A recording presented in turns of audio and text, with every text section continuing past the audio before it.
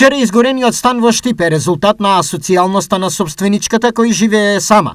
Низиниот постојан конфликт со соседите, но и затаеноста на општеството кон лицата кои по ниту една цена не сакаат помош. Сама си живее жената, дека не е добра со сите, на сите минеме покрај неа, се закачува, овие ме запалија, овие ми прават магија, овие ми пуштат отрови, устан, тоа е се.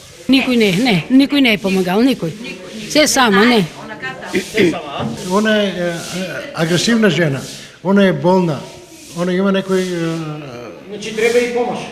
Помош, ние нема каде не сме се обртиле више. Категоричноста на старицата од изгорениот стан да не дозволува никаква асистенција и помош, можела да биде кобна за останатите станари. Незиниот стан два пати по нејзина вина е опожаруван. Првиот пат јас случајно се најде, викна од пожарната де она не беше дома, разбиме вратата и дојде, па после ще имаме ние проблеми зашо сте вие кршиле вратата. После исто тоа беше од силица умотано у тебе. Малку недостасувало синекешниот оган да влезе и во станот над него.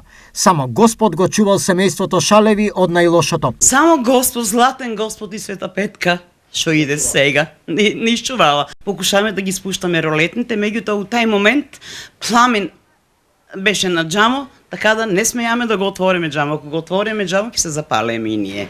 Овој случај ги алармира институциите и општеството за третманот на лицата кои живеат сами и на кои очигледно им е потребна асистенција.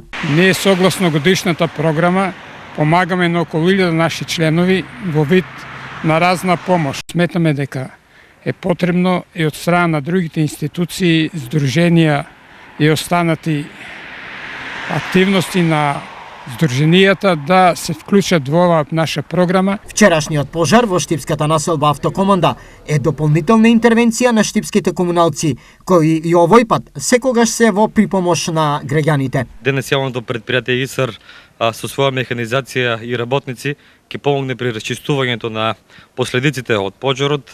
Значи, овде сме на терен, ќе ги ставиме сите капацитети кои што ги има јавното предпријатие